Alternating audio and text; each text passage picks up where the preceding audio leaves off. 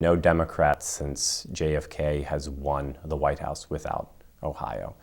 So Ohio is, in our present context, not only a battleground state, but a bellwether. We vote for the winner of the election. So when they say, as Ohio goes, so goes the nation, that's what it means. When we vote in November, what will most likely happen is that whoever wins Ohio wins the White House. We have a large population, we have a large number of electoral votes, and we are a very competitive state.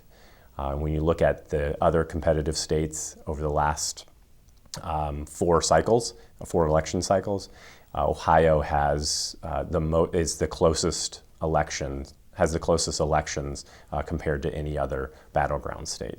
And so it's one of the reasons why we have so many ads on the air, and why the candidates and their vice presidential candidates, their running mates, are in Ohio more often from really the end of the conventions to the general election than any place else.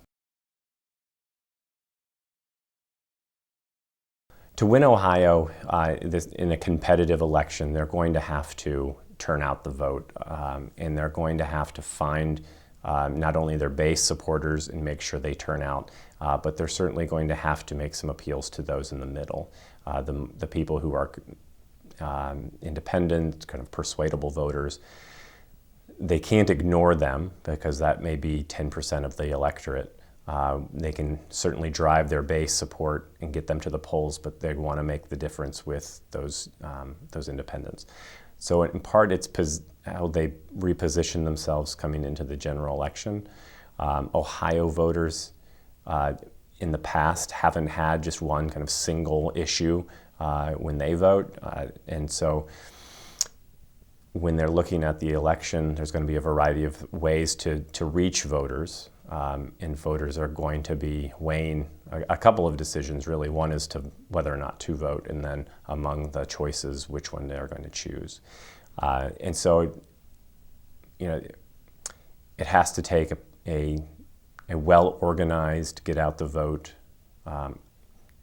infrastructure, and that sort of get-out-the-vote effort will probably make the difference come November. Social media isn't changing the campaign. It is another tool for the campaigns to use. In large part, they're using it to mobilize, to help their mobilization and voter turnout. But also, social media can help connect voters, or at least volunteers, to the campaign, and then to a larger group of volunteers. And so it gives them an additional way of connecting a dispersed group of people back to the campaign, to the candidate, and to other kind of like-minded individuals. And so in that case, it's not changing so much as it gives them an additional way of connecting. It seems that someone like Donald Trump is trying to use this as a way of pushing the campaign agenda and the election agenda. And by tweeting as much as he does and kind of picking issues, it also gives the news media something to report on, and that can shift the narrative or the agenda in a direction that favors him.